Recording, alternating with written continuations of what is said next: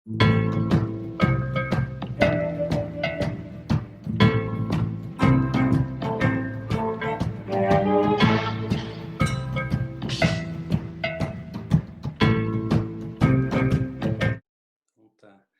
Bom, boa noite a todos e todas. Sejam bem-vindos ao Diálogos Lupa, que é uma iniciativa do Laboratório de Estudos sobre os Usos Políticos do Passado, vinculado ao Departamento de História, ao Programa de Pós-Graduação em História, ao Instituto de Filosofia e Ciências Humanas da Universidade Federal do Rio Grande do Sul e que conta com o financiamento do CNPq. Há 5 meses, vivemos em um estado de pandemia em razão da disseminação geográfica da contaminação causada pela Covid-19. Com mais de 20 milhões de pessoas contaminadas em todo o planeta e quase 800 mil mortes, não há dúvidas de que essa crise mundial deixará sequelas sociais por um longo período. Não são poucas as análises que indicam tanto a constituição de um imaginário pandêmico quanto a constatação de que estados de pandemia podem se tornar uma condição para a espécie humana daqui para frente. Em outras palavras, é uma perspectiva ao mesmo tempo sombria e desafiadora de futuro que se coloca. Certamente, a lembrança da atual pandemia ocupará um lugar central na forma como esse futuro enfrentará ou tentará enfrentar seus próprios desafios. Em certa medida, podemos considerar essa nossa experiência também como uma experiência limite, dessas capazes de definir os traços fortes de determinadas memórias, na medida em que os limites dessa experiência assumem o caráter de traumas sociais. E na condição de participantes e observadores dessa experiência, todos acabamos nos tornando, ainda que de diferentes maneiras, testemunhas dessa mesma experiência. Memórias, testemunhos, traumas, eis uma tríade que se liga de forma intrínseca à experiência da pandemia. Obviamente, embora a Covid-19 estabeleça um grau considerável de novidade, que segue desde a composição genética do vírus até a criação de mecanismos biológicos e sociais para sua contenção, situar essa experiência na base formada por aqueles 3 elementos não é algo propriamente original. Memórias, testemunhos, traumas parecem ter se convertido em elementos centrais do pensamento ocidental a partir do século XX, definindo os modos como o próprio Ocidente se pensa a si mesmo. Considerar, então, nossa atual situação com o auxílio dessas 3 categorias equivale a percorrer um caminho já aberto por reflexões que envolvem outras tantas experiências limites que modificaram as formas como as pensamos.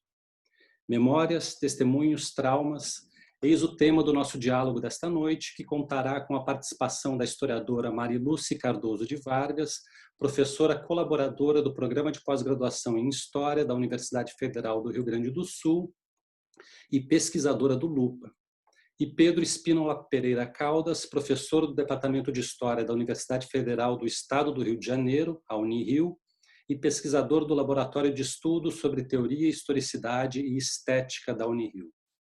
Essa conversa marca, então, também uma primeira parceria, que esperamos que sejam de longo prazo, de muitas parcerias ainda vindouras, entre o Lupa e o LET, esse laboratório do qual o Pedro faz parte. E aproveito também para lembrar que todos e todas estão convidados a participar por meio de perguntas ou comentários enviados no chat do YouTube. Malu, Pedro, sejam bem-vindos. Gostaria muito de agradecer pela presença de vocês aqui nessa noite para tratar de um tema ao mesmo tempo tão difícil e tão urgente de ser tratado.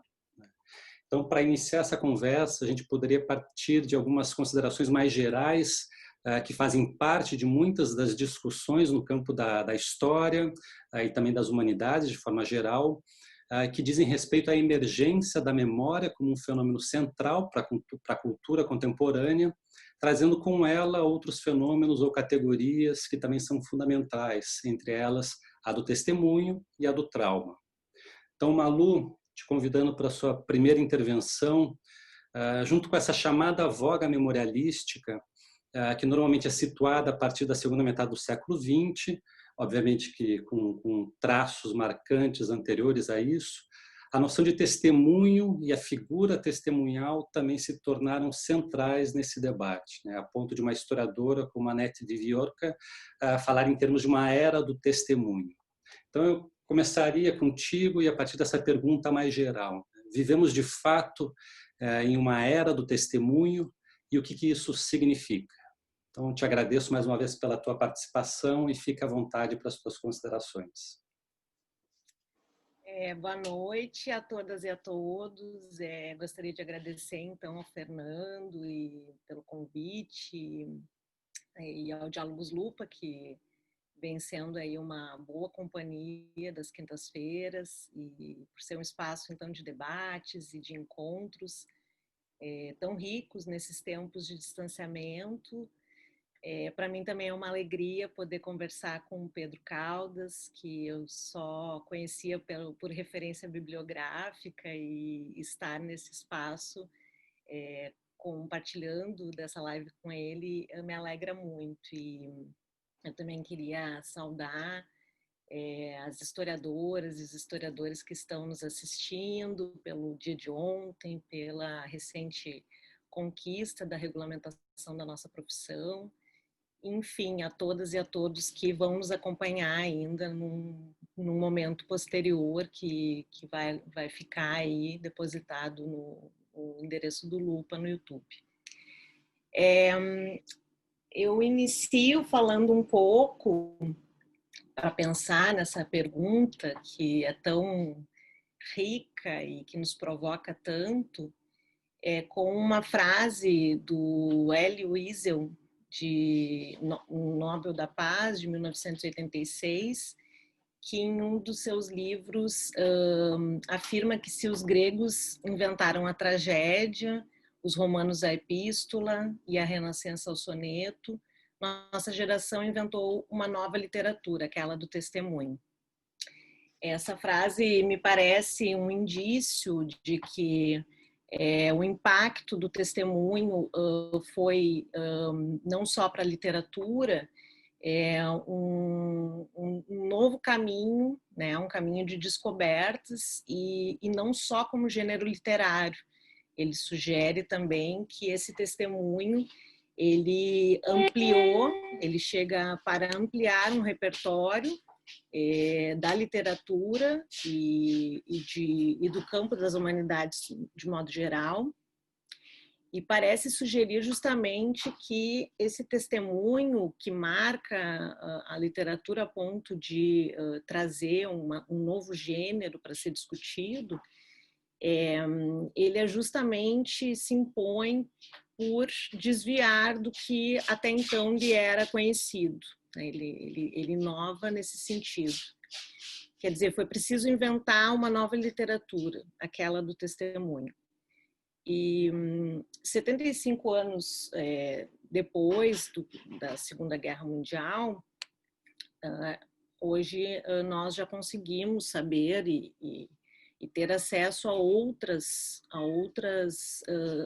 escritos, como o de Elie Wiesel e como outros escritores que foram sujeitos dessa experiência concentracionária e que escreveram as suas experiências e compartilharam as suas experiências publicamente. Esse exercício literário, ele não ficou isolado nesse campo de produções a partir de experiências limite.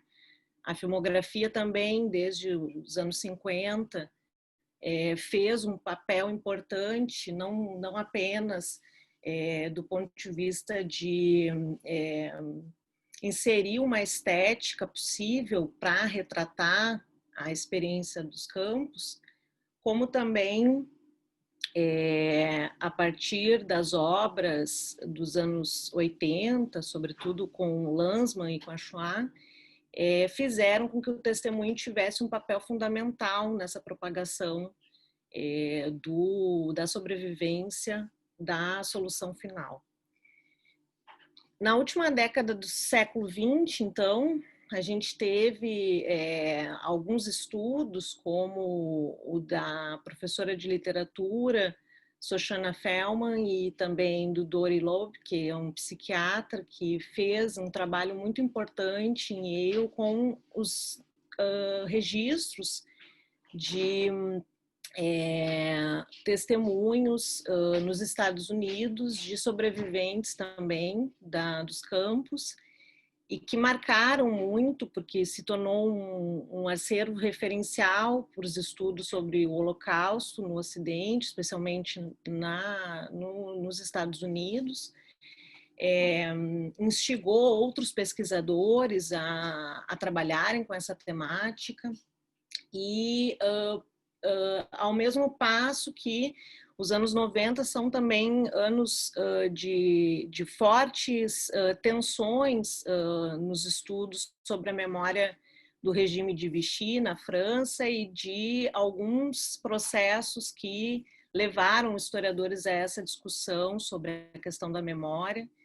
E a Annette Veviorka foi também uma das pessoas que se envolveu muito na tentativa de compreensão desses efeitos e, sobretudo, do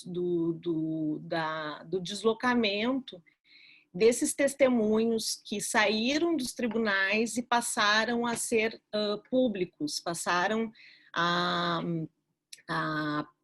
serem objeto de entrevistas de meios do jornalismo, de outros meios de comunicação, passaram a dar palestras, passaram a circular e a serem conhecidos para além da cena jurídica. Então, isso faz com que essa virada, né, em que o sobrevivente ele passa a ser conhecido e ele passa a ter uma evidência pós esses tribunais, faz com que, então, esses pesquisadores nomeiem a era do testemunho a partir do julgamento de Eichmann, no caso da Annette Veviorka, de 1961, e a partir desses grandes projetos, encontraram milhares de testemunhos nos Estados Unidos. O impacto disso na sociedade vai, então, desdobrar para outros regimes, para outras experiências, para outros casos. A gente tem, na própria Argentina, o primeiro juízo a las juntas no final, no pós-ditadura, e na década de 80, que já vai começar a fazer esse registro de forma televisionada, vai propagar isso de uma maneira com cuidado de acervo que chega até os nossos dias com uma qualidade, com a possibilidade de pesquisa e das mais variadas formas. Influenciou muito a filmografia também argentina e possibilitou com que nesses países vizinhos o gênero literário e o próprio gênero cinematográfico fosse modificado a partir da presença do testemunho. São, então, experiências que enriqueceram o repertório para além da documentação jurídica e pelo fato também das condições desses testemunhos terem a oportunidade de relatar as suas experiências, fazerem com que a sua subjetividade fosse para além do que pudesse ser atestado apenas como prova, apenas como atestado de uma condição de extrema violência. Mas, afinal, o que caracteriza o testemunho? O testemunho é uma categoria que surge na contemporaneidade, então eu trago essa questão também um pouco para a gente refletir sobre a historicidade dessa categoria e pensando que a caracterização do testemunho, ela por si só remete a alguns critérios, algumas condições em que a gente pode defini-lo. Pela etimologia da palavra testemunho, Benveniste, então, chama atenção para a palavra testemunho, que remonta ao latim, em que testes e superstes são as suas dimensões que mais se aproximam do que hoje a gente pode entender como aportes que caracterizam o testemunho, como elementos fundamentais. Testes, então, significa terceiro, aquele que pode contribuir para uma situação litigiosa, que pode amenizar uma questão ou uma dúvida, que tem autoridade para falar sobre o ocorrido, por ter visto e ouvido e estado lá. Já o superstes significa sobrevivente, aquele que subsiste às adversidades, aquele que narra a travessia sobre o inesperado, o desconhecido, aquele que justamente não consegue antecipar determinada experiência e, portanto, sobrevive e narra o que sobreviveu. Em grego, ainda a palavra se aproxima de martyros, que traz a figura do mártir para o nosso repertório de compreensão do testemunho, que seria, então, aquele que testemunha até a morte, se assim for preciso, aquele que entrega a sua vida a uma crença. Então, Hartog, que é uma referência importante para o meu trabalho, em termos de compreender a historicidade desse testemunho e como que ele passa a ganhar a cena, sobretudo na segunda metade do século XX, ele diz: eu estava lá, vi e ouvi, e digo o que vi e ouvi. Essas são as características essenciais do testemunho, os termos do contrato que o fundam e a autoridade que lhe decorre. Então, a partir desse desenho, o testemunho, ele justamente narra a partir de uma condição de autoridade. E isso vai muitas vezes fazer com que as suas memórias tomem uma dimensão de autoridade que até mesmo se sobreponha aos fatos, aos acontecimentos, porque o testemunho, a narração, a partir de suas memórias, também é muito pautada pelas subjetividades, pelas formas que o testemunho tem de acessar esse acontecimento. Muitas vezes, né, no caso do choque, do trauma, o testemunho, por sua vez, ele acaba sendo bastante fragmentado, bastante precário na sua forma de encontrar um sentido para uma explicação possível para aquela experiência. No entanto, a propagação das vozes das testemunhas não deixa de ser um sintoma da contemporaneidade. A testemunha não apenas escreve, ela publica, ela concede entrevistas, ela é elemento de filmografia, ministra palestras, ou seja, existe uma circulação e acaba, em alguns casos, também provocando uma possível sacralização ou mitificação da sua figura. Isso é interessante para a gente pensar que, justamente, o historiador está em desconstruir, em alguns casos, a questão da palavra testemunhal, o que traz um enorme desafio e uma enorme tensão para o ofício historiográfico, por conta justamente da gente ter que lidar com testemunhos que dizem respeito a violências, a traumas, a uma questão afetiva que se fragmenta. E isso certamente é um dos maiores desafios que a gente tem ao analisar, ao buscar o testemunho como um dos componentes para a nossa análise sobre o passado. A testemunha que declara, então, que esteve lá, ela manifesta a sua presença em um dado tempo e lugar e busca reproduzir as formas variadas em diversos suportes o que viu, ouviu e experimentou. Então, o testemunho de um acontecimento, ele expõe um trabalho de memória, uma vez que busca dar sentido, por meio da palavra, às imagens que, como traços, foram fixados em seu corpo e sua mente.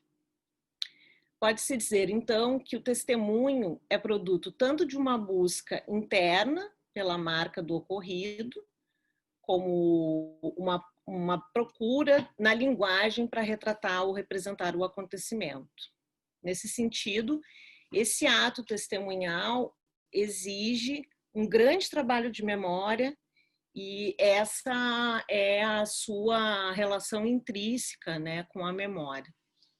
De um lado, então, a voz, a escrita e a representação passa a ser uma representação, passa a buscar uma representação e, portanto, uma resistência ao horror, ao aniquilamento, ao apagamento de grupos e à voz do que restou, que se levanta contra a tentativa de extermínio. Isso significa que o repertório de lembranças e de declarações se modificou de uma forma muito mais rica e abrangente, incluindo na escrita da história pessoas que até então não estavam, né, no escopo do trabalho historiográfico, pessoas anônimas, pessoas dos mais variados grupos, pessoas que muitas vezes não tinham condições de serem objeto de estudo e que podem ser, a partir do seu olhar particular, do seu olhar subjetivo, serem representativos de um grande grupo, da coletividade, de processos os mais variados. Então, trabalhar com a era do testemunho, pensando nesses efeitos, né, o que significa essa era, trabalhar com os estudos históricos na era do testemunho também gera essas tensões, esses desafios que eu já mencionei, já que o conhecimento histórico tem sido colocado em segundo plano em alguns momentos, perante tantas memórias dos que estiveram lá.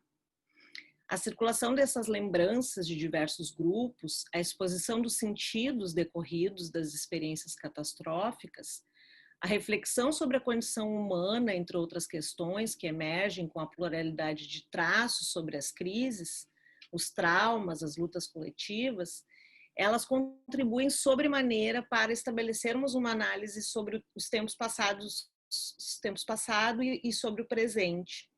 Entretanto, não podemos nunca, jamais perder de vista que o testemunho que atravessou a barbárie, ele se insurgiu justamente quando discursos negacionistas passaram a se propagar. É uma forma também de revelar a sua sobrevivência e a passagem por aquilo, né, de contestar e dar sentido a uma vida de resistência após a tentativa de extermínio generalizado. Logo, os momentos de polarização política, os momentos de radicalização ideológica e de crises nos mais variados aspectos colocam em confronto memórias dissonantes. E evocá-los como um instrumento mais fiel da realidade passada, por empatia ou por afinidade emocional, pode nos levar a esses mitos, a uma sacralização que é arriscada. Esse me parece ser um dos riscos de se viver na era do testemunho. Um dos efeitos aos quais nós, historiadoras e historiadores, precisamos estar atentos, e estar atento a isso não significa interditar essas vozes de forma alguma, mas justamente pelo contrário, significa que devemos acolher essas declarações e, da mesma maneira que os demais vestígios, sem estabelecer um culto, sem mitificar essas experiências e sempre atento às regras e aos procedimentos do ofício. Então, por agora, para mim, essa era tem esse sentido, tem esse significado. Obrigado, Malu. Acho que você fez um retrospecto bastante generoso, né? Mostrou muito bem a complexidade dessa categoria, rememorando inclusive dessa dimensão jurídica do termo, né? Então eu tenho acompanhado, conversado com alguns colegas que estão numa ânsia também por digamos assim, memorizar essa experiência atual pela qual nós estamos passando, muito em função disso, né? Quase que no sentido de juntar provas, documentações para possíveis responsabilizações pelos atos que a gente tem visto a todo momento, né? Atos que, de fato, merecem ou merecerão ser responsabilizados em algum futuro, né? E acho que essa tensão também, como você coloca, entre a figura do historiador, da historiadora com o testemunho, esse choque entre formas de relato do passado, que também traz para o centro do debate uma dimensão ética fundamental, né? Então, como é que historiadores e historiadoras lidam com esse tipo de relato, né? Acho que a gente vai voltar a alguns desses pontos aqui ao longo da nossa conversa, mas gostaria de puxar o Pedro para ela, mantendo ainda, Pedro, o papo nessa dimensão mais ampla, mais teórica, que depois a gente pode ir afunilando, dando mais substância, digamos, empírica para essa discussão, e salientando que nessa relação entre memórias, testemunhos, o terceiro elemento que dá título para o nosso diálogo, ele é extremamente importante, nessa figura do trauma, né? Então, a gente vive tanto numa era do testemunho, como muitos autores vão definir também como uma era da catástrofe, ou das catástrofes, né? Então, a catástrofe acaba se convertendo também numa dimensão caracterizadora desse nosso tempo e até uma balizadora cronológica desse tempo, né? Alguns autores vão sugerir que a divisão cronológica pode ir seguindo conforme cada uma das catástrofes. Então, te puxando para essa conversa, Pedro, a catástrofe, ou enfim, traz sempre uma dimensão da destruição, da perda, e que acaba deixando ou provocando traumas, sejam eles individuais ou coletivos, né? Então, como é que você pensa, como é que você articula a experiência do trauma nesse jogo entre memória, testemunho? E, mais uma vez, então, te agradeço pela participação e fica à vontade para a intervenção inicial. Bom, obrigado, Fernando. Eu que agradeço aí o convite. Prazer estar aqui. Boa noite para todo mundo aí que está nos assistindo. Prazer aí também poder conversar com o Mário Lúcio. Bom, Fernando, eu achei interessante agora você ter falado da catástrofe e da destruição, né? Puxando para a discussão do trauma, do conceito de trauma. É um conceito com o qual eu tenho extremo cuidado, né? E penso que uma percepção que eu tenho ao lidar com fontes testemunhais, por assim dizer, sobretudo o Primo Levi, né, que é quem eu mais estudo, me levaram a ter bastante cuidado com conceitos em geral e trauma, inclusive. Mas por que a metáfora da destruição que você falou foi bem interessante, né? O Saul Friedlander, num artigo dele, já de mais de 20 anos, ele usa uma imagem, se não me engano é do Lyotard, posso estar errado, que diz que o Holocausto é como se fosse um terremoto que não só destrói vidas humanas, natureza, edificações, mas também o sismógrafo, né? Ou seja, né, um instrumento que nos permite avaliar o tamanho do estrago, né? Como se tivéssemos crises que são capazes de poupar o sismógrafo. O curioso é que muitas vezes há uma sobreposição, isso às vezes me incomoda um pouco, né? Da experiência limite, do trauma, datando muito a partir da Segunda Guerra, né? Quando o próprio conceito de trauma é anterior à Segunda Guerra Mundial, né? Anterior até à Primeira Guerra Mundial, mas a Primeira Guerra Mundial é central para essa discussão, né?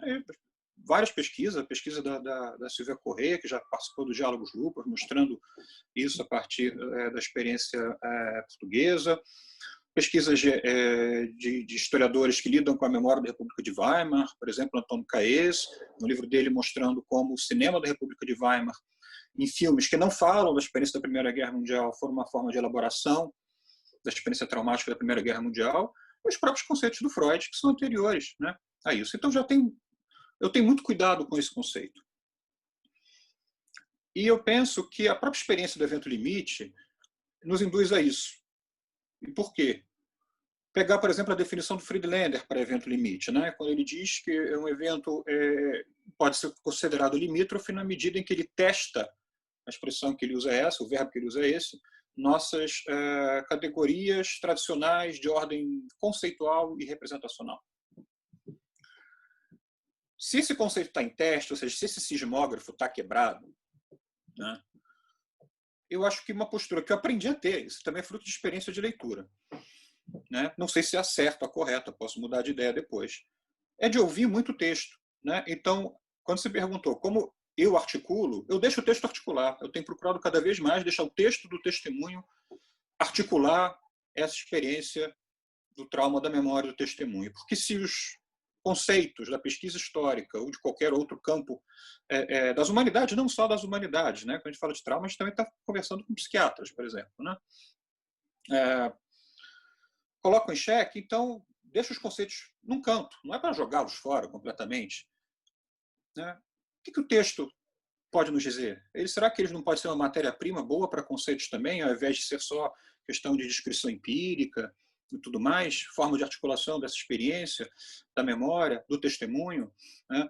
Por exemplo, o Friedlander, ele tem de novo Friedlander, né? Logo no início, eu não sei se do primeiro volume ou do segundo volume do Alemanha Nazista e os Judeus, ele fala que a função da voz individual do testemunho é causar um tal impacto emocional que não permite que a gente domestique essa voz. O conhecimento não pode ser domesticador, ele tem que fazer sentido, ele tem que cumprir as regras do ofício, né?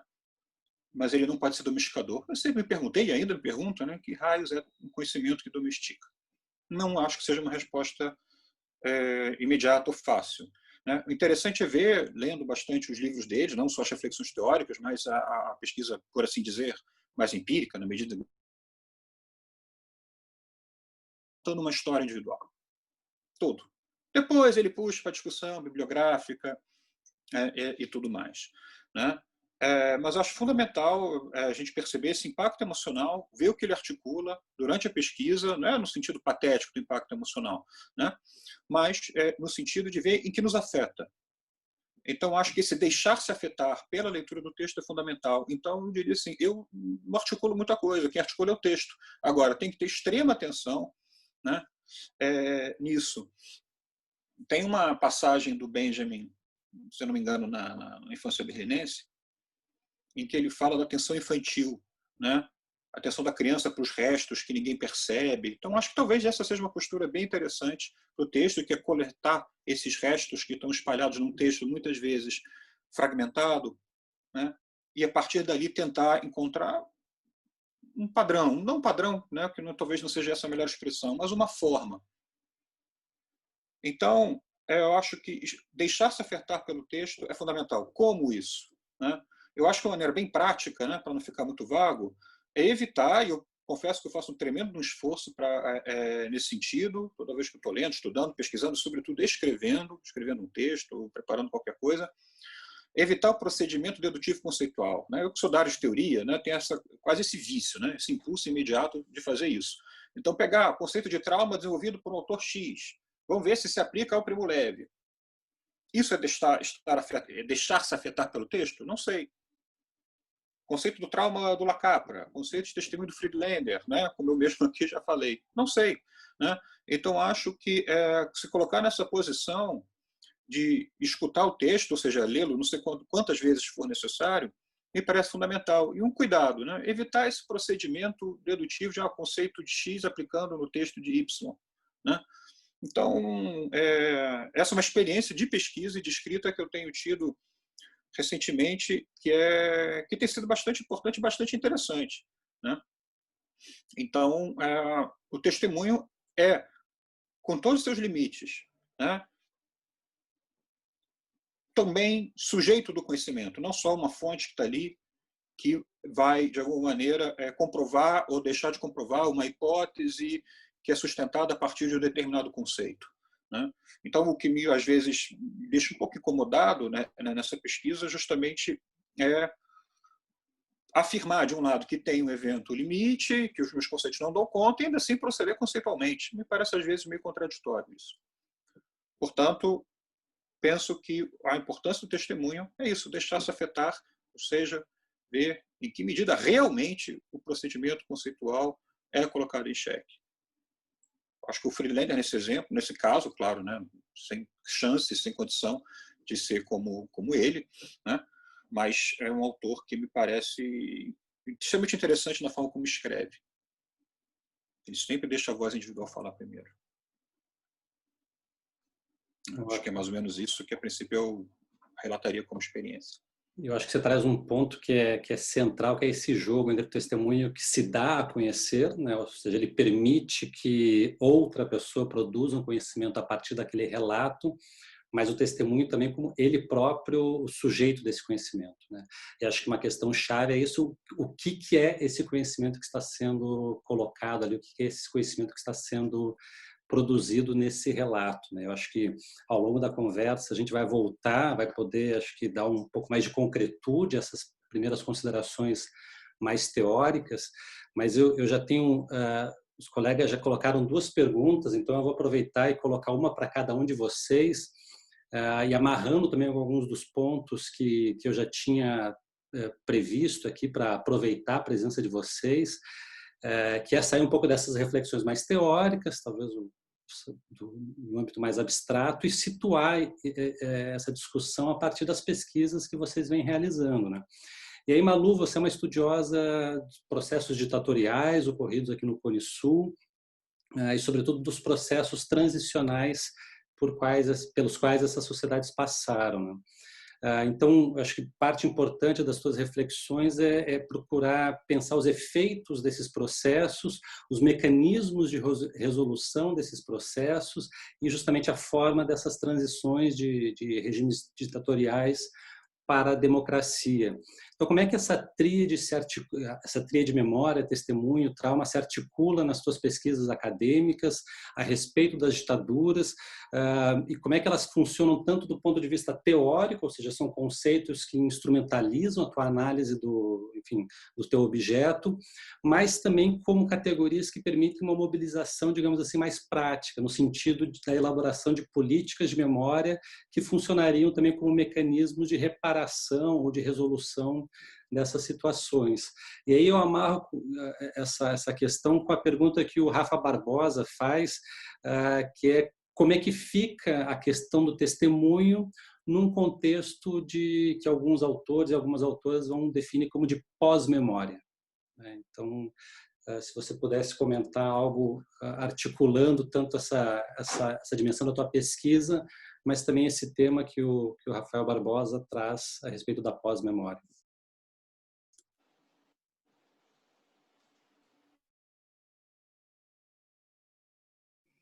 Em relação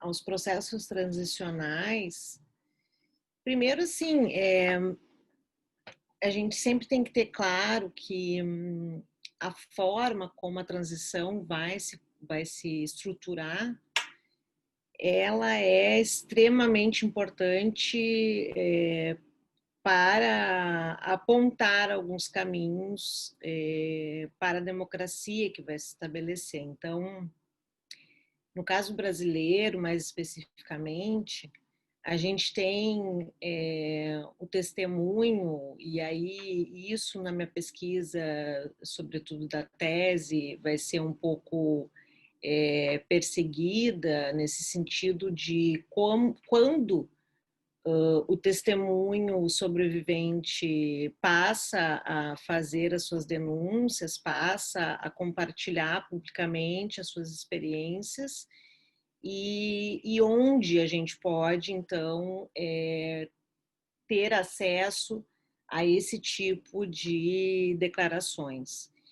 E é interessante pensar o próprio processo ditatorial, processo de abertura e a justiça de transição a partir do percurso das declarações, por exemplo, de um mesmo testemunho.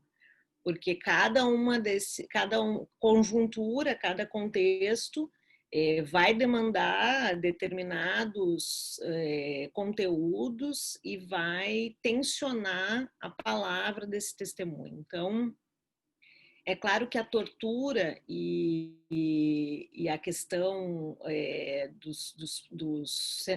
da cena da tortura, da denúncia das graves violações de direitos humanos, ela é como se fosse uma linha que perpassasse todo esse tempo, né?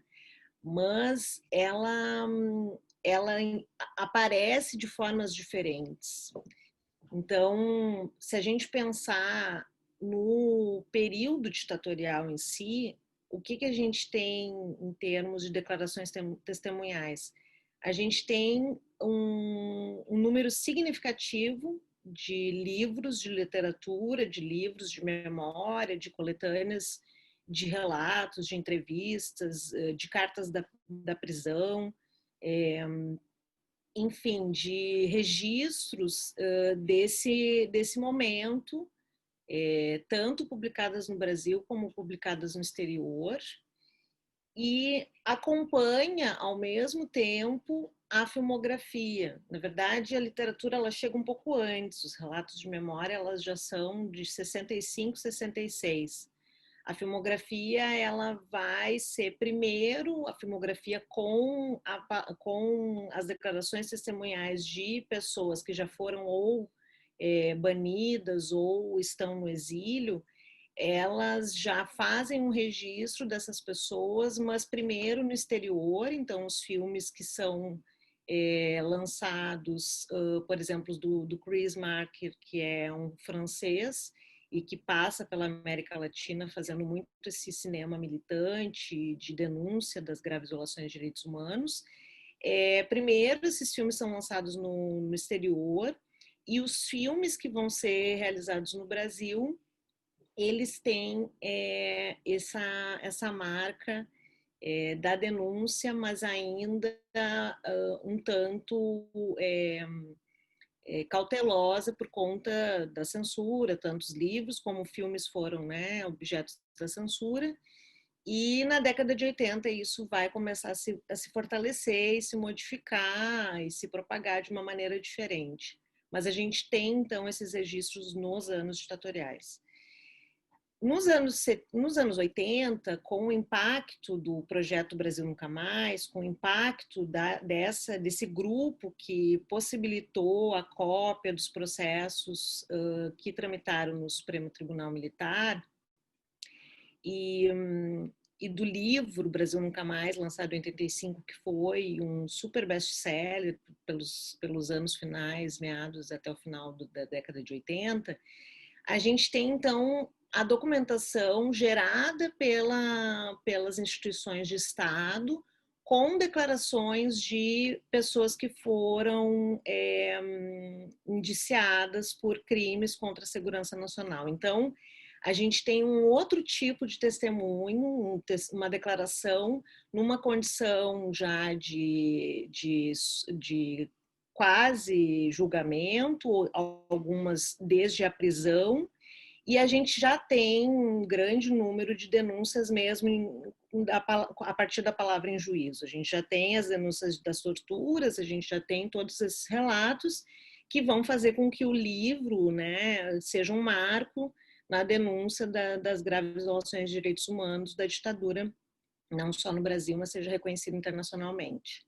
E essas declarações e esse acervo, hoje, felizmente, está disponibilizado virtualmente a partir do Brasil Nunca Mais Digital e pode ser acessado por qualquer pessoa, em qualquer lugar. Então, é um acervo riquíssimo que a gente ainda tem muito a trabalhar em relação a ele. Então, a diferença, né, que eu busquei traçar em relação a esse período ditatorial e a essas declarações mais voluntárias, mais, né, voltadas para o cinema e para a literatura, ela certamente se diferencia muito no seu ocorrido para as declarações dos processos militares, e isso com a redemocratização no processo de transição. E aí a gente pode pensar nessa transição, né, como uma transição muito longa, por conta de pensar que ela inicia com uma lei de anistia de 79, que busca ali fazer um processo de abertura, e a gente tem legislações da década de 90, dos anos 2000 e, por último, da Lei 12.528, que criou a Comissão Nacional da Verdade, e que foi uma comissão, então, que buscou investigar as graves violações de direitos humanos durante o período ditatorial, mas também num recuo de tempo de 46 a 88, que seriam as últimas constituições ali que balizaram a ditadura ao meio. O que acontece é que essas declarações dos anos 90 até a Comissão Nacional da Verdade, que fazem esse percurso da justiça de transição no Brasil, são, então, declarações voltadas muito mais para um direito à memória, que até então não haviam espaços estabelecidos pelo Estado para isso, e em uma exigência do direito, justamente, de que o Estado tivesse esse dever, né, de reparar, esse dever de fazer justiça a esses crimes. Então, essas declarações elas são bastante marcadas pelas comissões e o que as comissões estavam dispostas a reparar e instituir, negociar, etc. Então, é interessante a gente pensar que em todo esse percurso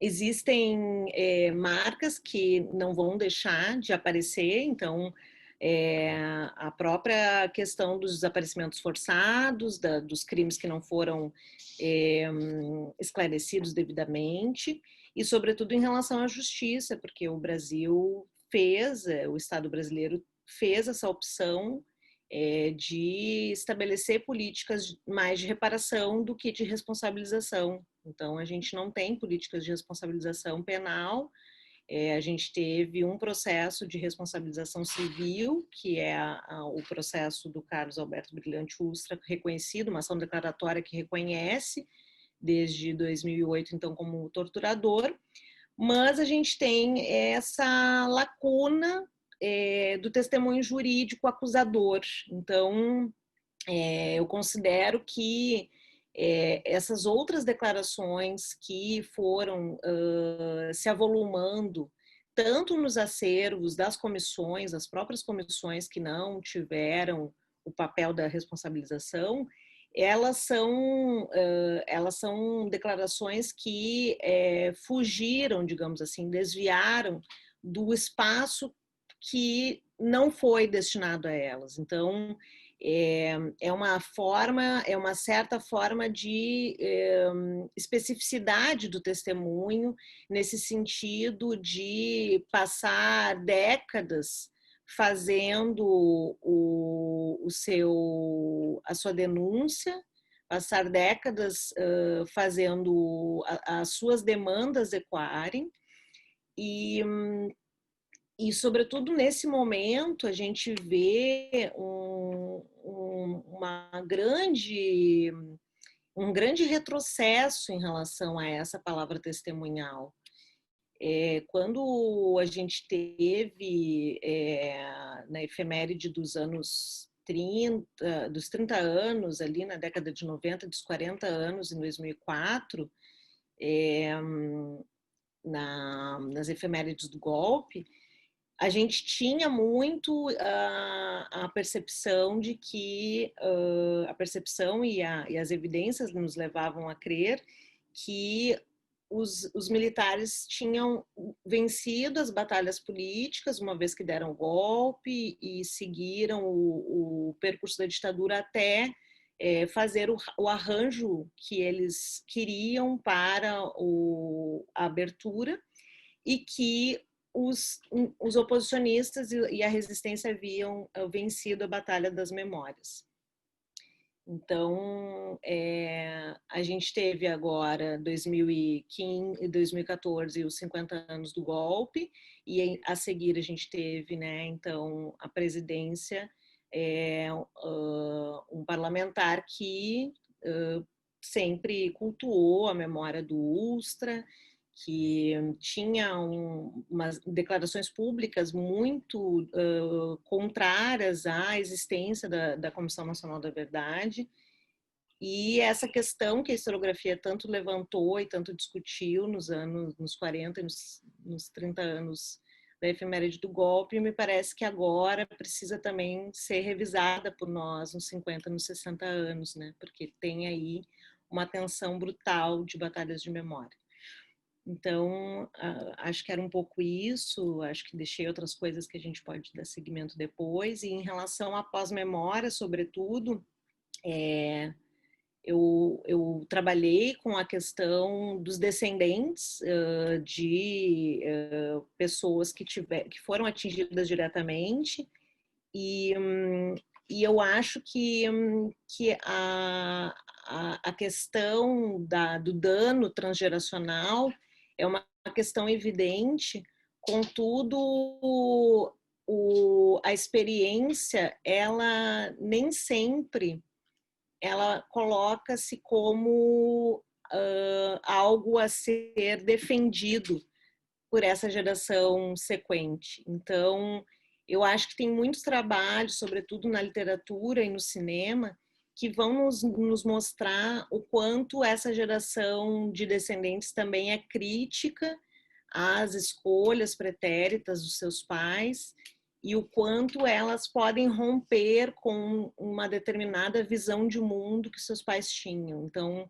eu acho que também não dá para pensar que o pós-memória ele é necessariamente um percurso que tem aí uma herança somente positiva sobre um olhar heroicizante sobre seus pais, ou mesmo as suas posições políticas tenham aí uma defesa evidente da geração que vem a seguir. Eu acho que são de fato muito heterogêneas e muito interessantes para se pensar também as rupturas deixadas, né, por esses traumas.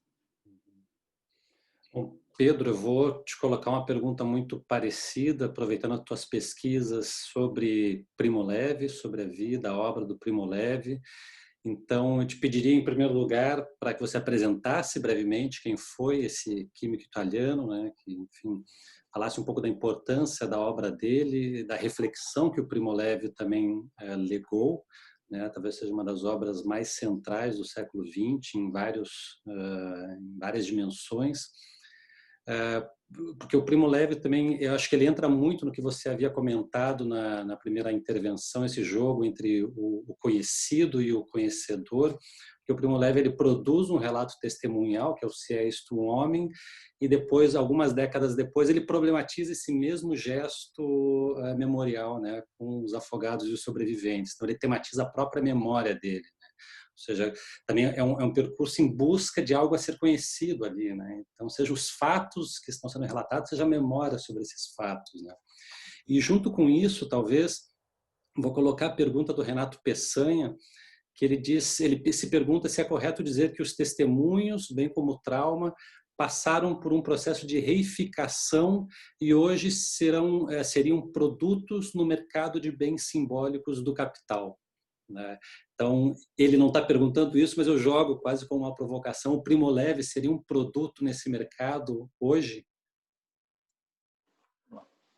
Bom, primeiro fazer essa apresentação rápida do Primo Levi. Primo Levi nasceu em 1919, em 1987, também em Torino, na Itália, muito provavelmente por suicídio. Ele morou a vida toda em Torino, com exceção dos 11 meses em Auschwitz, inclusive na mesma casa. Como você disse, ele era químico de formação, se formou na Universidade de Torino, evidente, e quando de uma família de classe média, da burguesia judaica no norte da Itália, na casa com muitos livros, com um pai que era um leitor voraz e tudo. E quando ele retorna do campo, ele escreve o É Isso Homem, né? E tem uma história editorial extremamente interessante, porque ele tem duas versões. Na verdade, essa que é traduzida, que é mais conhecida por todo mundo, é a segunda versão, que é de 1958, que é publicada pela editora Einaudi, que também é de Torino, né? Só um parênteses, né? Uma cidade extremamente interessante nesse momento cultural da Itália, no século XX como um todo, né? É uma editora que antecede a Segunda Guerra, e e publica muita gente de peso, como o Ítalo Calvino, por exemplo, no primeiro momento e tal. Uma casa importante. E é uma cidade intelectualmente muito forte também, a cidade não só do Primo Levi, mas a cidade do Ítalo Calvino, da Natalia Ginzburg até um determinado momento, do Cesare Pavese, do Norberto Bobbio. É a cidade onde o Gramsci viveu um tempo importante da vida dele. Então é um polo intelectual importante da Itália. A Einaudi talvez seja o símbolo disso. Mas quando ele publica em 58 a segunda versão, né, ele modifica bastante a primeira versão de 47, que foi recusado 5 vezes por editoras. 5 vezes. Dentre as quais a Einaudi. E é difícil dizer que não é um gesto de retaliação política, não é nada disso. Simplesmente porque talvez não fosse o momento. Os próprios editores avaliaram isso, de ouvir aquilo. O mercado, primeiro, estava saturado. Assim que termina a guerra, há um boom de publicações de memórias, sobretudo da resistência, não tanto de italianos que voltam de campos de concentração, mas memórias, né, dos partigiani, dos que lutaram na resistência contra o nazifascismo. O mercado se satura. Né? De alguma maneira, já ajuda um pouco a responder a pergunta do Renato nesse sentido. Né? O mercado também tem essa história. Em 58, esse livro é relançado, e já num outro momento, e tem a devida acolhida. Em 47, vende poucos exemplares, algumas críticas positivas, as críticas foram boas, mas sem repercussão, sem nenhuma repercussão. E é o momento, né, em que o testemunho tem essa função de querer comunicar a própria experiência. Ele diz isso logo no início do livro. É um desafogo, é um desabafo. Ele quer procurar um interlocutor, não, vários. O segundo livro dele é só de 63, que é A Trégua. Quer dizer, ele demora um bocado para publicar. Aí já de novo pela Einaudi, sempre pela Einaudi, que é editora dos livros dele até hoje. E esse livro já tem uma acolhida muito positiva da crítica e também por parte do público. Ele disputa um dos principais prêmios literários italianos, né? E fica em terceiro lugar, perde para o Léxico Familiar, da Natalia Ginzburg, fica em primeiro lugar, que é um livro lindíssimo. Né? Eu, inclusive, super recomendo. E os dois livros, isso é interessante, mostram, de alguma maneira, a relação com o recente passado fascista, sobretudo no caso da Natalia Ginzburg, no Léxico Familiar, Na Trégua, quando o Primo Levi relata o retorno dele do campo de concentração para a casa dele em Torino, uma volta que demora 9 meses, se eu não me engano. Não é uma volta simples. Mas hoje é um outro momento de testemunho. Então, toda essa descrição importantíssima que a Maria Lúcia fez é fundamental, embora mais abrangente. A Itália também tem suas características específicas para acolhimento do seu testemunho, né, estão aí presentes. Em 75, um livro que infelizmente está fora de catálogo, que é a Tabela Periódica, ele tem outros, não dá para entrar em detalhes aqui de todos. A gente pode dizer que é uma autobiografia, não é uma autobiografia tradicional. Ele chama até de microhistória, sem fazer nenhuma referência ao Carlo Ginzburg, filho da Natalia Ginzburg, né?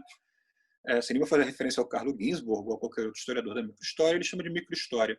São 21 contos, cada um com um nome de um elemento químico. Né? E só um dos contos é dedicado ao campo de concentração. Só um. Todos os outros 20 vão desde os antepassados deles, judaicos no Piemonte, até o momento em que ele está terminando o livro. Só que 75 não é uma data qualquer na Itália, estão no meio dos anos de chumbo, no momento de violência política brutal.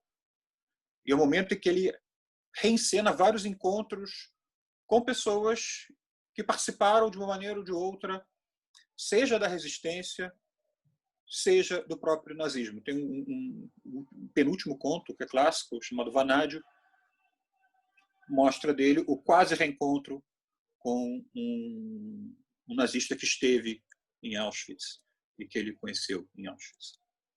Então, somente o reencontro com o passado, e é também um momento de extrema violência política na Itália, nessa primeira parte da década de 70, sobretudo, da parte da extrema-direita.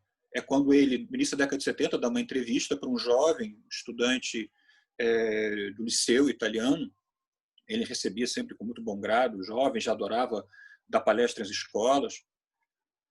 Ele diz uma frase que ficou depois bastante difundida: cada época tem o seu fascismo. como que diz, parece que essa violência de extrema-direita está me fazendo voltar a falar disso. E ele diz, se eu escrevesse hoje É Isto um Homem, eu escreveria de outra forma. Porque naquele momento, em 1946 até em 1957, 58, quando a versão é maior, por exemplo, né? Tem uns 2 capítulos que não tem, se eu não me engano, na primeira edição, ele diz, eu escreveria de outra forma, porque lá atrás eu achava que o fascismo era um passado superado e hoje eu estou vendo que não é. Isso em 75. Quando ele escreve Os Afogados Sobreviventes em 86, né, nesse intervalo aí de 10 anos, nós temos o caso do negacionismo do Roberto Fresson, ao qual ele estava muito atento. Ele acompanhou também a discussão, né, do revisionismo, da disputa dos historiadores alemães. Ele estava muito atento, isso é uma coisa interessante, volta a essa discussão que a gente está falando de testemunho como sujeito historiográfico. Ele conhecia a historiografia, ele escreveu vários prefácios para a obra de história. Ele estava muito atento à produção cinematográfica sobre o Holocausto, escrevia umas resenhas. Então, ele tinha uma participação na vida cultural italiana que não se limitava a publicar os livros dele e ir nas escolas, onde quer que fosse, participar de cerimônias públicas para fazer o relato testemunhal dele. Ele escrevia, ele refletia também sobre a produção envolvendo o assunto. Ok? Não, obviamente, com profundidade, são textos de ocasião, prefácio, uma crítica e por aí vai. Além do que, ele teve uma participação em associação civil, uma instituição importante na Itália, a ANED, a Associação Nacional dos Ex-Deportados Políticos, onde ele tinha uma atividade constante, né? Existe até hoje essa instituição. E, ou seja, ele estava muito envolvido nessa elaboração italiana da memória da Segunda Guerra, que é uma experiência específica, diferente da alemã. Então, acho que, em linhas gerais, descreveria, sim, um pouco a obra do Primo Levi, mostrando que o testemunho dele muda, né? Só para tentar resumir. Então, no É Isto um Homem, ele quer falar da experiência dele, diretamente. Na Trégua, de 63, o momento central é quando ele diz que vai testemunhar pelo Hurbinek, né? Um menino que viveu sem articular uma palavra cognoscível, inteligível. Em 75, ele recapitula sua vida, reencontrando o fascismo que 20 anos antes ele consideraria, talvez um pouco mais de 20 anos antes, ele consideraria passado. Em 86, ele reflete sobre o ato de testemunhar. Lembrando que a questão central dos afogados sobreviventes, está logo no primeiro capítulo, é uma questão que eu acho que nos afeta também. Estava falando justamente dos afetos, né? É interessante, ele não fala de trauma, ele usa um outro termo também muito caro à psicanálise, angústia. Ele diz que esse livro é movido por uma angústia. Será que os campos, ou ele chama de universo concentracionário, para ser mais exato, o universo concentracionário é uma coisa do passado, ou ele está latente no presente? Ou será que ele existe como uma ameaça que pode voltar? É para isso que se destina o livro. Então é quase como se ele estivesse olhando mais para o futuro, né, do que para o passado ou para o presente. Embora ele estivesse olhando para o presente também, sem sombra de dúvida. Mas, com relação à pergunta do Renato, é uma boa pergunta. A questão é saber o que a gente está entendendo por esse mercado. Se os livros deles são publicados pela Einaudi, por exemplo, já faz parte desse mercado. Por exemplo. Né? Que bom que os livros dele fazem parte desse mercado. São acessíveis.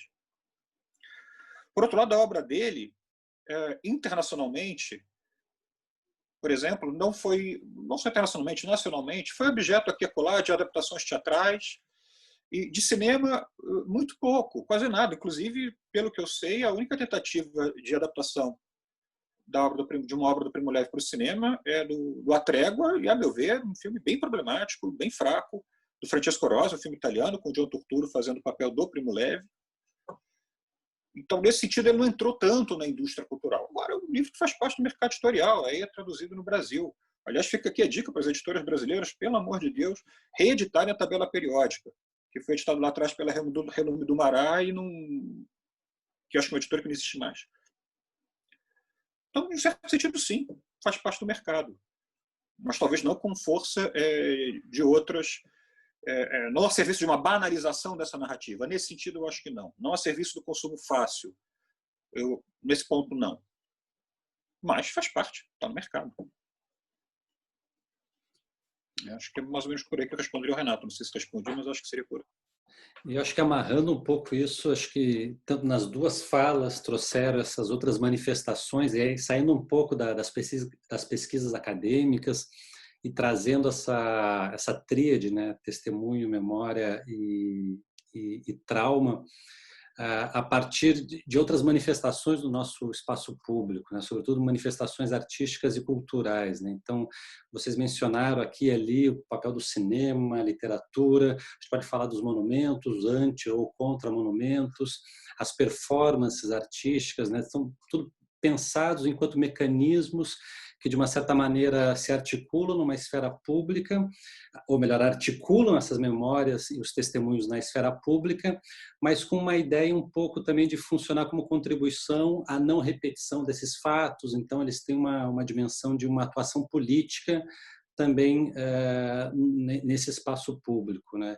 Eu te perguntaria, Malu, em que medida você considera que essas contribuições, que essas expressões no campo da literatura, do cinema, e você são objetos também das suas pesquisas, né? Mas até que ponto essas manifestações contribuem para isso, né? Ou seja, há uma dimensão pedagógica nos testemunhos e nesse trato artístico, cultural, digamos assim, dos testemunhos, então teriam essa eficácia.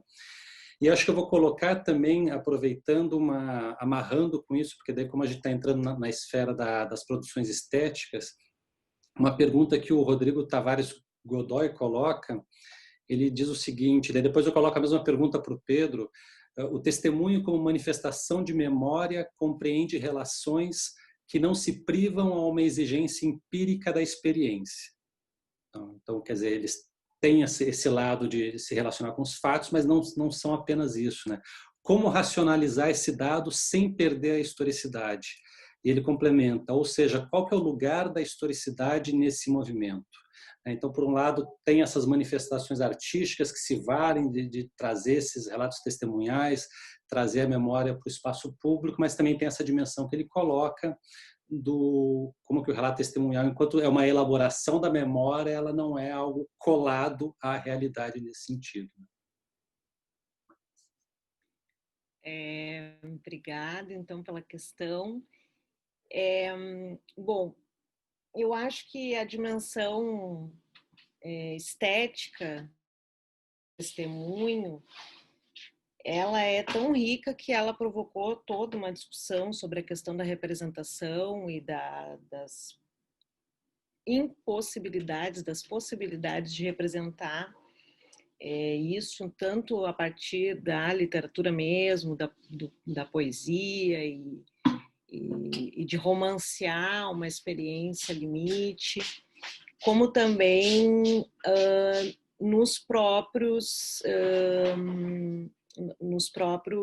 filmes, nos próprios documentários que buscaram retratar e retratar a partir da palavra testemunhal.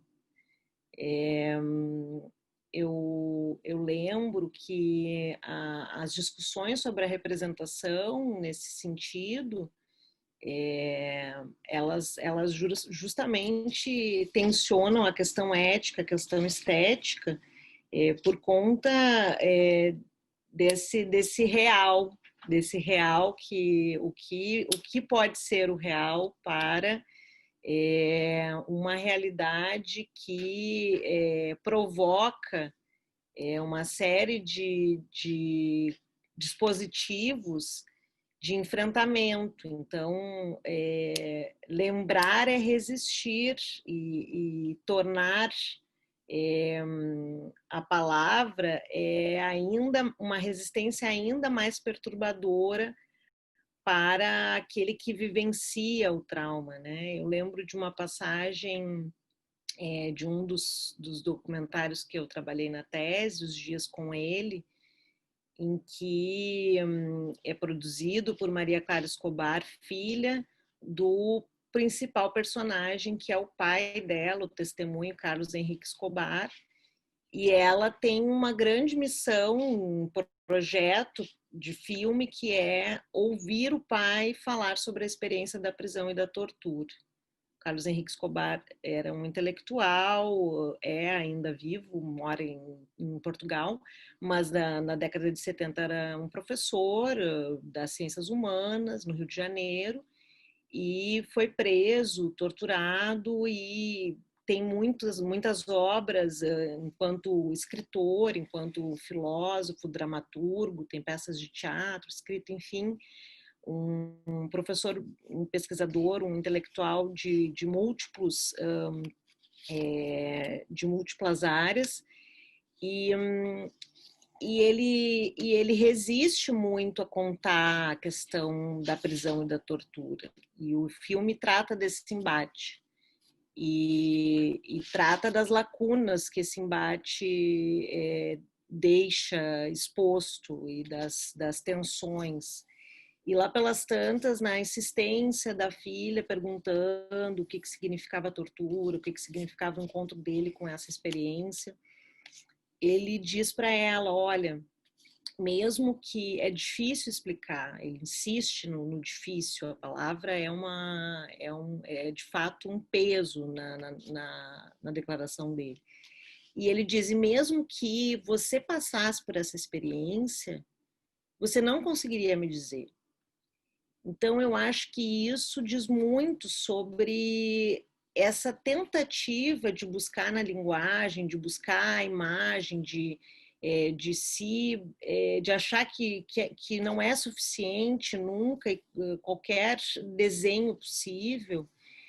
E isso se reflete em vários momentos do filme e em muitas das obras, obras inclusive de arte, né? O Estádio Nacional do Chile tem na sua entrada um grande painel em que uma água corre ao redor. Esse painel é de concreto, é sempre essa coisa, né? Esse material bruto, esse material que deixa a tensão e o peso, e ele tem um recorte da cordilheira, que era a única imagem que as pessoas que estavam no estádio presas, elas podiam visualizar um recorte exatamente da cordilheira que aparece de dentro do estádio, e ele tem a única frase, eu estive aqui, né? Então, é isso, assim, é um monumento que traz muito essa dimensão da dificuldade em traduzir isso tudo, e eu acredito que sim, que tenha uma intencionalidade não só pelos artistas, pelas pessoas envolvidas com a temática, porque esse artista, no caso do monumento do Estádio do Chile, tem também um irmão desaparecido. Acho que as pessoas acabam se envolvendo muito, isso marca muito a vida das pessoas e esses profissionais acabam levando essa temática para os seus ofícios.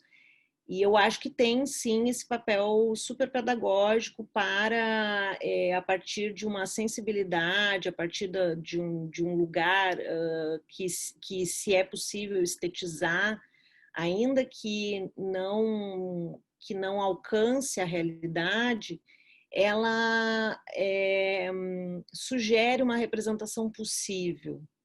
E talvez essa representação ela também seja objeto de muitas críticas, porque tem toda essa discussão do irrepresentável, mas eu acho que existe uma aproximação com essa experiência a partir das vozes desses testemunhos e a partir do que é possível materializar.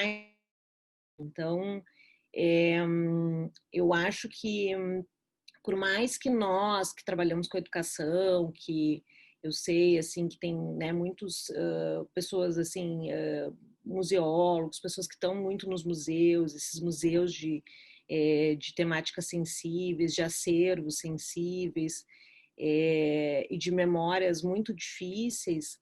Eu acho que existe todo um trabalho aí, um trabalho numa crescente, assim, de valorizar essas variadas inscrições essas formas monumentais, memoriais, anti-monumentos, enfim, variados aspectos que nos provocam na nossa criticidade, no nosso olhar, que nos instiga a justamente buscar uma compreensão e buscar uma aproximação com esse passado. Agora, é claro que isso não é suficiente, né? A gente sabe dos limites que isso impõe, a gente sabe o quanto, a depender da situação política dos nossos países, esses acervos, esses trabalhos, disposições e afins, eles acabam sendo impossibilitados por uma série de recursos, por uma série de impedimentos e de descaso mesmo das agendas políticas. E aí, nesse sentido, eu quero até aproveitar para falar da situação da Cinemateca Brasileira, que a Cinemateca Brasileira, que fica em São Paulo, ela é da década de 40 e é considerada justamente o maior acervo de imagens e movimento da América Latina. Eu vou até trazer alguns dados aqui sobre o seu acervo. Ela possui 30 mil títulos, 245 mil rolos de filmes e 1 milhão de documentos, uma biblioteca riquíssima em termos especializados, todo o arquivo da TV Tupi, de 1950 a 1980. Ela possui, além do seu site, que pode ser visitado por vocês que estão nos assistindo, ela possui o banco de conteúdos culturais, que inclusive traz até mesmo alguns curtas-metragens, alguns filmes, algumas imagens e textos muito ricos para a questão da pesquisa. E eu utilizei muito e utilizo o banco de dados da filmografia brasileira na biblioteca, no site da Cinemateca Brasileira, e venho acompanhando, então, justamente esse impasse que se estabeleceu desde o final do ano passado, especificamente, com o contrato que deveria ser renovado entre a mantenedora, que tinha concessão para a Cinemateca, e o Ministério da Educação. Desde então, esse contrato ele foi desconsiderado, a sua renovação. Os servidores que estavam por essa mantenedora trabalharam praticamente de forma muito precária desde janeiro desse ano até então, e na semana passada todos esses trabalhadores foram demitidos e as chaves da Cinemateca foram entregues à União. Então, a partir de então, a Cinemateca está sem trabalhadores técnicos, a gente não sabe o que vai acontecer com esse acervo. E eu faço aqui meu apelo para quem tiver interesse e puder acompanhar o movimento SOS Cinemateca, que tem rolado nas redes, e o movimento Cinemateca Acesa, que são muito mobilizados pelos servidores que estão com essa preocupação sobre esse momento, e a gente sabe que um acervo dessa magnitude, sobretudo com um material que é tão perigoso, tão inflamável, a gente sabe dos cuidados que precisam ser, né, em termos de temperatura e de todo um cuidado específico em relação a esse material que pode se perder uma vez que não tiver o devido tratamento. Então, eu acho que é isso, assim, eu acho que são muitos ataques à memória, eu acho que são essas memórias incômodas, né? O que eu utilizei da Cinemateca e utilizo é uma parte muito restrita desse imenso patrimônio, e infelizmente a gente não tem aí conseguido, né, preservar de uma maneira adequada e valorizada a forma como necessita. Mas era isso, fica o meu apelo. Obrigada, Fernanda. Malu, ótima lembrança. Acho mostra um pouco a catástrofe que nós estamos vivendo, né? Vivenciando a partir desse governo que tem um profundo desprezo por qualquer tipo de manifestação cultural, de educação e assim por diante, né? Então, parte dos nossos traumas atuais a gente ainda vai sofrer em relação a isso, né? Pedro, eu queria te colocar também uma questão próxima a essa, né? Trazer a reflexão para essas manifestações artísticas. Obviamente que a noção de estética é muito ampla e atravessa tudo isso que a gente vem discutindo, mas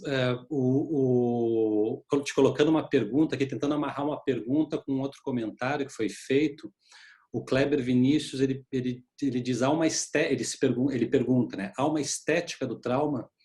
Como trabalhar a sensibilidade, a dor e a angústia a partir dos relatos de testemunhos. E acho que isso se articula um pouco com... É mais um comentário que o Evandro fez, o Evandro Santos. Ele diz que as parcialidades da linguagem para dar conta da experiência e da angústia, para o caso dos passados traumáticos, torna-se ainda mais evidente. Isso ele estava comentando ali numa parte da fala de vocês. E aí ele diz, a arte, em sentido geral, talvez seja o recurso que mais ajude a lidar com isso. As relações da história com as artes, a dimensão política da criação artística parecem centrais. Ele fala como que a fala de vocês desperta essa reflexão. Então, eu te amarraria esse comentário do Evandro com a pergunta do Kleber, e também te colocando aqui quer dizer, é possível falar numa função moral também dessas produções, ou seja, a memória dos traumas poderia ter uma eficácia social e até mesmo terapêutica nesse sentido? Bom, ótimas perguntas. E primeiro eu vou falar um pouco sobre a questão de uma estética do trauma. Acho que certamente há várias estéticas do trauma, dependendo da forma de elaboração de cada pessoa que de alguma maneira se expressou a esse respeito. Por exemplo, pegar o livro do Lawrence Langer, né, sobre as memórias do Holocausto, ele trabalha também com os arquivos de Yale, ele vai trabalhar com o conceito de cotemporalidade, então pegando várias entrevistas de pessoas muito distintas, o que o Lanzmann fez no Shoah, sem trabalhar com imagens de arquivos, trabalhando com as memórias. Então, certamente há várias estéticas do trauma. Uma eu teria dificuldade de pensar. E, de novo, um pouco essa minha recente desconfiança com o conceito, né? Bom, a questão da ética e da estética, Fernando, ótimo. Por mais amplo que seja, acho que dá para recortar algumas coisas aí. Primeiro, e peço desculpas se a minha referência é sempre Primo Levi, mas eu gostaria de tentar pensar algo um pouco mais amplo também a partir dele, né? Seria o seguinte: Primo Levi queria, evidentemente, ter essa função ética pedagógica.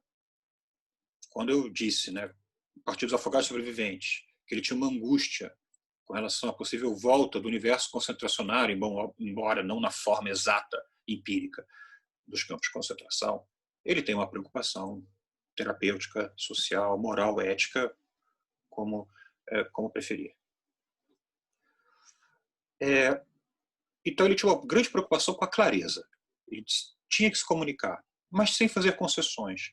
Ele tinha uma atenção muito grande com os estereótipos que ele queria romper. Talvez um estereótipo que o incomodasse muito, isso eu digo talvez, já com algum grau de certeza, era o estereótipo do herói. Portanto, como produzir um testemunho, uma narrativa, uma experiência capaz de incentivar a resistência sem cair na ideia do heroísmo. Ele faz referência ao heroísmo, pelo menos na cultura italiana, ao D'Annunzio, lá atrás, ao mito de herói do início do século XX. Mas talvez esse jovem italiano da década de 80, o jovem europeu ocidental, ou mesmo nós, não tenhamos mais tanto essa relação com uma concepção de herói do início do século XX. Aí eu posso puxar uma outra referência, um texto também de um outro italiano, mais famoso que o Primo Levi, Umberto Eco, o mito do Superman, que está no Apocalipse Integrados, que também é da década de 60, assim como a Trégua é também da década de 60. É com essa noção de herói que o público está acostumado, todo mundo cresceu, todos nós crescemos, né, vendo filmes de herói, lendo gibi, essas coisas. É aquela narrativa iterativa. O herói nunca tem passado, você tem um passado ali bem mítico, mas as ações deles nunca têm muitas consequências, né? O gibi seguinte sempre começa do zero, o filme 2 sempre também começa do zero. É mais ou menos isso, de maneira bem rápida e superficial, que Humberto Eco fala. Então, qual é o horizonte, qual é o repertório estético que o público de cada testemunho tem? Eu acho que essa é a primeira questão a se colocar. E o Primo Levi, acho eu, queria, de alguma maneira, sim, continuar a incentivar a resistência ao fascismo de cada época, sem fazer concessão uma estética do herói. Ele não queria produzir essa identificação cômoda e fácil com o seu leitor, ou com o seu ouvinte. E me ocorreu agora, né, provavelmente aí incentivado pelo tudo que Marulis falou de cinema, de um filme italiano, da década de 70, o final da década de 70, como eu falei, essa década bem conturbada, a segunda metade da década de 70 bastante agitada pelas Brigadas Vermelhas, pelo assassinato do Aldo Moro, primeiro-ministro da Itália à época, que é um filme do Ettore Scola. É um dia muito particular, um dia muito especial, perdão, um dia muito especial em português. É um filme extremamente interessante. E acho que, a meu ver, ele trabalha justamente com expectativas de público de então e de hoje. Só para dar um resumo bem breve do filme. É um filme que se passa em um apartamento e estrelado por ninguém mais, ninguém menos que Sofia Loren e Marcello Mastroianni. Talvez o ícone da feminilidade italiana no cinema da segunda metade do século XX e o ícone da masculinidade italiana da segunda metade do século XX. O que o Ettore Scola faz? Ele consegue, isso é realmente impressionante, Sofia Loren, uma grande atriz, ele consegue murchar a Sofia Loren, aquela exuberância, aquela beleza. Ela é murcha, porque ela é casada com um fascistão, não é o Marcello Mastroianni, que tem 6 filhos, ela é completamente subjugada dentro ao marido, e o Marcello Mastroianni faz o papel de homossexual. Então vejam bem, o ícone da feminilidade está murcha, e o ícone da masculinidade faz o papel de homossexual. E o filme se passa no dia em que Hitler visita Mussolini em Roma, se eu não me engano, em 1938. Então, o filme passado em 79, trabalhando com um dia histórico, nesse sentido, uma data, um marco, em que os dois estão sozinhos, porque toda Roma desceu para ver o desfile militar com Mussolini e Hitler. Então, é quase tem um quê de peça de teatro também. Então, que identificação é possível aí? De alguma maneira, o Mastroianni desperta uma afetividade que estava completamente reprimida na Sofia Loren, né, na personagem, não vou me lembrar agora do nome das personagens. Alguma coisa se move ali. Mas depois a vida volta à sua boçal normalidade. Alguma coisa foi feita. Não foi heróico, mas alguma coisa foi feita. Eu acho que esse filme é um filmaço, quem não viu, recomendo muito que assista. E um filme que vale a pena a gente ver hoje, sim. Inclusive, mais de 40 anos depois da sua realização, porque traz a discussão da homofobia, da misoginia, num fascista. Então temos aí 3 temporalidades, né? 38, eu acho que é 38, 79 e 2020, para quem for assistir hoje. E porque eu acho que o filme mostra isso. Tem alguma forma de resistência, sem nenhum heroísmo. Sem nenhum heroísmo, porque não tem redenção nenhuma ali. Tem uma mudança de lugar. Eu acho que esse seria um grande filme, com uma grande função pedagógica, inclusive hoje. Né? Me veio à cabeça agora, não tinha pensado em falar nele, mas começou a falar de cinema, a Marulis começou a falar de cinema, me veio o filme Um Dia Muito Especial, do Ettore Scola à cabeça. Só para completar a questão, a pergunta feita, por quê? A obra de arte aí, a meu ver, ela é muito real, porque ela bloqueia identificações imediatas. Eu acho que esse filme consegue isso, e o Primo Levi, quando faz a crítica a qualquer representação heróica, e quando ele mesmo dificilmente faz uma descrição heróica das pessoas que ele conheceu, ou de si mesmo, ele bloqueia a expectativa do público com relação à redenção, heroísmo, superação. E o trauma é aquele passado que nunca vai embora. Né? Então, superação de quê? Né? Então, eu acho que isso é fundamental, um elemento muito real e muito pedagógico nesse sentido da obra de arte. Acho que é isso que eu diria. Eu acho que foi boa essa tua abordagem, Pedro, porque de uma certa maneira você já, claro que não completamente, mas você tocou em parte de outras perguntas que foram colocadas aqui da Railane, que ela havia pedido para você falar um pouco mais das várias facetas do Primo Levi, testemunho, narrador, escritor e cientista, mas acho que daí a gente precisaria de mais um diálogo para isso, né? E o Rodrigo Tavares também tinha pedido para você desenvolver um pouco mais essa ideia do testemunho como sujeito do conhecimento. E acho que nessa construção que você faz do Primo Levi, não fazendo uma representação da heroicidade, já toca um pouco nesse ponto, né? Já dá algumas pistas para essa pergunta que o Rodrigo coloca. E a gente já está chegando nos nossos momentos dos finalmente. Eu queria, então, talvez fazer deixar um espaço para algumas considerações finais de vocês, mas colocando também uma pergunta que acho que, de uma certa maneira, pode ajudar a amarrar toda essa conversa, que abriu para diversos caminhos possíveis para a gente manter essa reflexão, que é, enfim, na minha introdução eu tentei situar essa tríade no nosso contexto atual da pandemia, né? E acho que não é forçoso, talvez, pensar esse contexto a partir desse jogo entre memórias, testemunhos e traumas, né? E acho que, de uma certa maneira, nós hoje todos, de formas variadas, com graus muito distintos, evidentemente, mas nós somos, de uma certa maneira ou de outra, testemunhos dessa crise imensa que nós temos passado, né? Pela qual nós temos passado.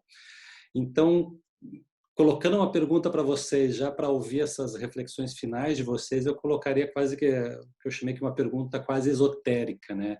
Nós hoje somos testemunhas do quê, mais especificamente? Ou não precisa ser especificamente também, pode ser bastante abrangente, mas deixando essa pergunta talvez para vocês fazerem as intervenções finais.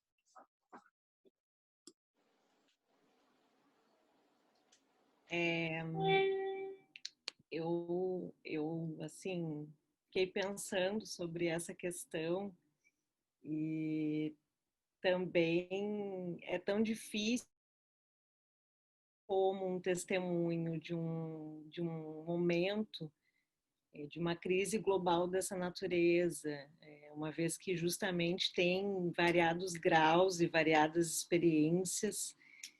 E lembrei de uma passagem do livro da Elizabeth Gelin, lá do início dos anos 2000, que ela publica na Argentina, no Trabalhos de Memória, em que ela diz, e claro que isso já é bastante conhecido para quem trabalha com essas temáticas, no quanto os acontecimentos históricos eles são percebidos de maneira diferente, a partir da faixa etária, a partir do sexo, e hoje, né, a gente já colocaria aí a condição de gênero mais ampliada, a partir do local em que se vive, se mais próximo ou mais distante dos fatos, enfim, de uma série de variáveis que vão aí modificar a percepção.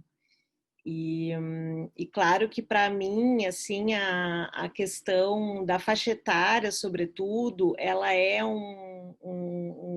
uma questão que justamente tem aí um espaço muito grande, porque inicialmente a doença ficou muito avisando que os idosos tinham que ficar mais cuidadosos, porque os idosos são, e de fato os números vão mostrar que os mais velhos são de fato, né, um grupo de risco aí, e que foram atingidos de uma maneira muito brutal nesse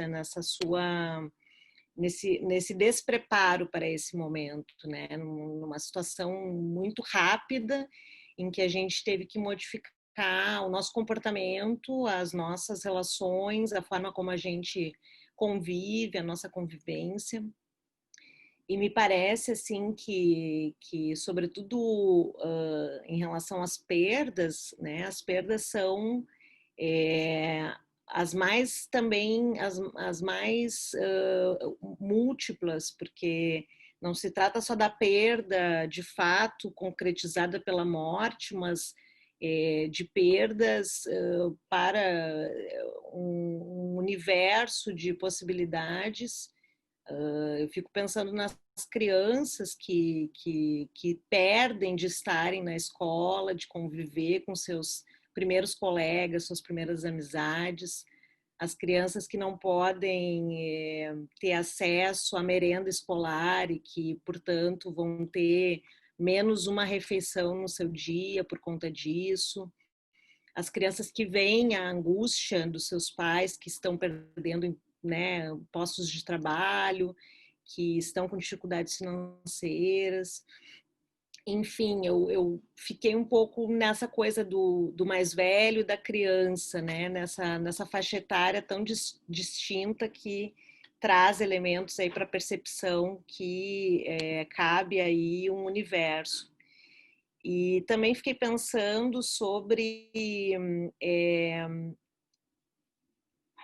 esse momento que nos impõe tantas mudanças, né? Ele não pode, ao mesmo passo que a gente assiste tanta transformação de maneira tão rápida que se impõe a gente, eu fico pensando nessa metáfora da guerra, se todos nós somos responsáveis, de certa maneira, em combater esse inimigo, isso nos torna certamente protagonistas de um acontecimento e isso vai marcar de diversas maneiras a nossa trajetória, a nossa história de vida.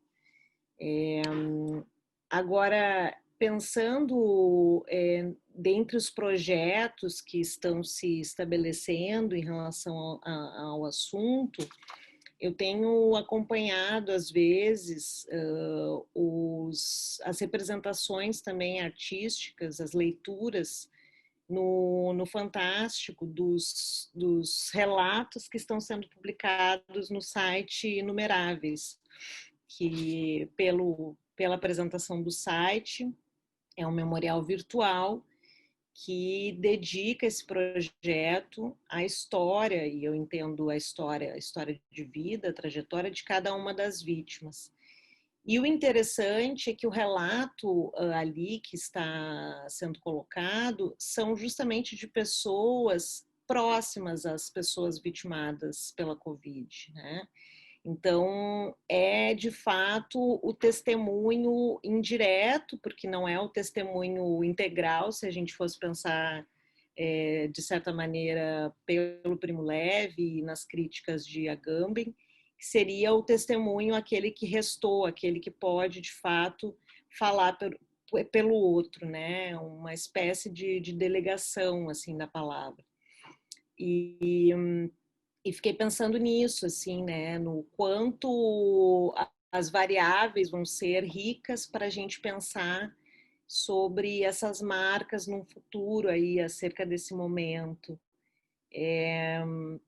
Os números, né? A coisa dos números é uma coisa que fica batendo muito, assim, desde o início da pandemia e desde a chegada no Brasil.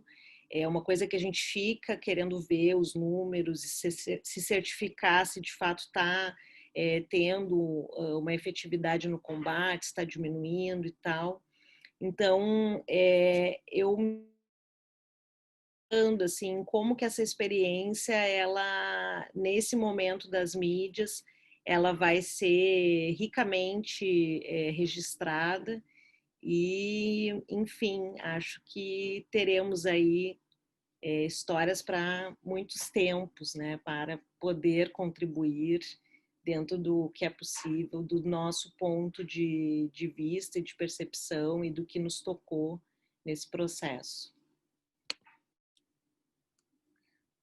Tá, Pedro, te passo a bola com essa pergunta esotérica, mas também te trazendo aqui rapidamente, a Alice Santos coloca uma pergunta que ela fala do trauma da experiência vivida pelo Primo Levi e ela se pergunta se é possível considerar que ele superou em partes o que ocorreu com ele nos campos de concentração pelo fato de ele ter conseguido testemunhar. Enfim, acho que você pode, se quiser, fica à vontade, obviamente, mas para essas considerações finais, se quiser abordar também essa pergunta, além daquela da testemunha de hoje, Fique à vontade. Tá, então, primeiro vou tentar responder a pergunta da Alice. Olha, superou, não sei. Ele trabalhou em cima da experiência dele em Auschwitz durante quase toda a vida. Superar, não dá nem para saber.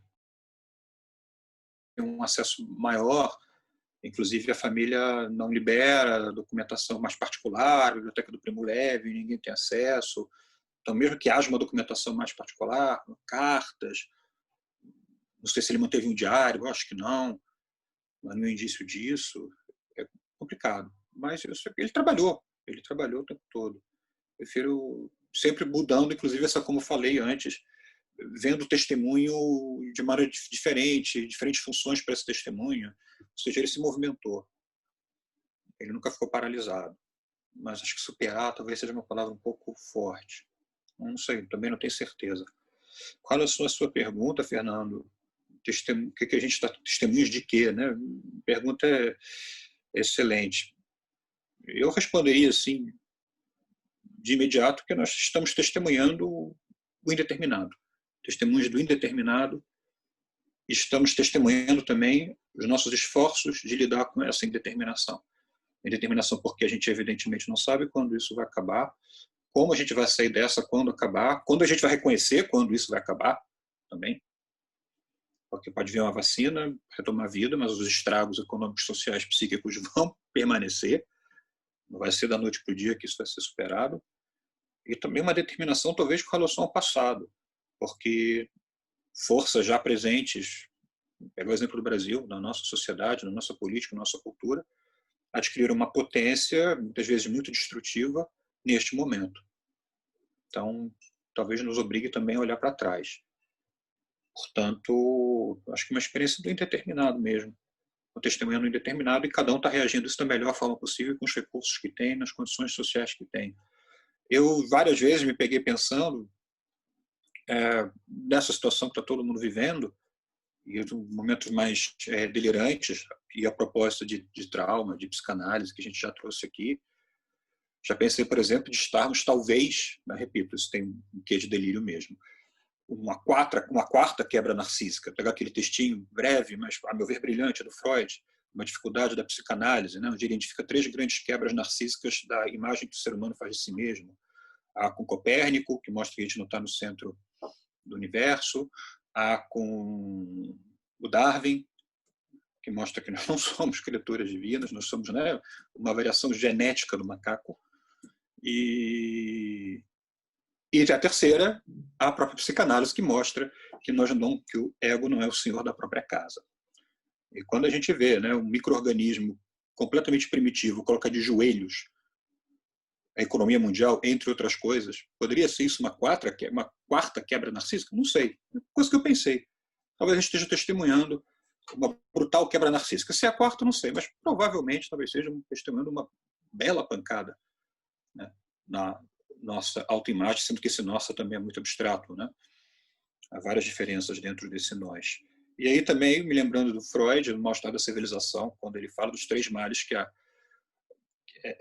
as 3 grandes fontes de sofrimento, né? O que a natureza causa em nós, o que o nosso corpo causa em nós e o mal que nós fazemos a nós mesmos em sociedade. Talvez essas 3 coisas estejam juntas agora, né? Um micro-organismo que ataca o nosso corpo, que não tem anticorpos para combatê-lo, e ataca de uma maneira muito aleatória, a gente ainda está tentando descobrir, e como as sociedades lidam de forma diferente. Mas, enfim, essas são só reflexões. Eu ainda fico com a ideia de que a gente está testemunhando a indeterminação e as nossas maneiras de lidar com ela, as diferentes maneiras, e aí cada um lida de um jeito. Se a pessoa vai e começa a escrever um monte de texto, ou se resolve ficar quieta, enfim, tem muita gente que tem que lidar com isso simplesmente correndo atrás do que comer no dia seguinte também. A gente não pode jamais se esquecer disso. Enfim, mas eu acho que a gente está testemunhando indeterminado. É isso que eu diria, em geral. Então, tá. Então, no fundo, se eu fosse dar um pitaco, nós somos testemunhas de uma grande derrota, né? Vai um pouco nesse sentido do que você está colocando aí, Pedro. E acho que puxando a ideia da guerra que a Malu trouxe aqui, que era um termo que habitava desde o início os discursos Em relação à pandemia, vamos ver como é que a gente vai, que tipo de combatentes nós seremos depois disso, né? Se a gente vai virar aquele combatente que o Benjamin descreveu, né? Que volta mudo dos campos de batalha sem uma experiência intercambiável. De uma certa maneira, acho que essa reflexão em torno das memórias, dos traumas e do que nós somos testemunhas hoje leva um pouco nesse sentido, né? Eu faço questão de mencionar o Benjamin para fazer aqui um breve aviso que entre os dias 23, 24 e 25 de setembro, nós aqui do Lupa vamos realizar um evento online rememorando os 80 anos sem e com Walter Benjamin, essa fórmula maravilhosa que nosso amigo Rodrigo Turim acabou nos oferecendo. Então, já guardem na agenda de vocês esses dias. A gente já fechou a programação e em breve a gente vai começar com essa divulgação. E dito isso, então, eu gostaria de agradecer muitíssimo, Malu, Pedro, pela generosidade de vocês aqui hoje, por essas falas tão carregadas de afetos, né, como o Pedro mencionou, mas também carregadas de tantos sentidos, né? Eu acho que esses diálogos servem também para a gente, no limite, quase que uma terapia, né? Nos permite que que a gente reveja uns aos outros, mas também que a gente estabeleça uma reflexão a partir disso que está acontecendo com nós atualmente, né? Então, agradeço muito a presença de vocês, agradeço muitíssimo a presença de todos e todas que participaram aqui pelo chat, que nos acompanharam. Eu peço para quem ainda não curtiu nossos canais, que não se inscreveu no nosso canal aqui do YouTube, que o faça. E, enfim, ficamos por aqui. Em breve a gente vai também começar a divulgação do próximo diálogo, tá? Que vai ser daqui a 15 dias e pelas nossas redes nós faremos isso. Tá certo? Então, pessoal, muito obrigado a todos e todas. Eu vou encerrando aqui a nossa transmissão. Abraço em todos e se cuidem.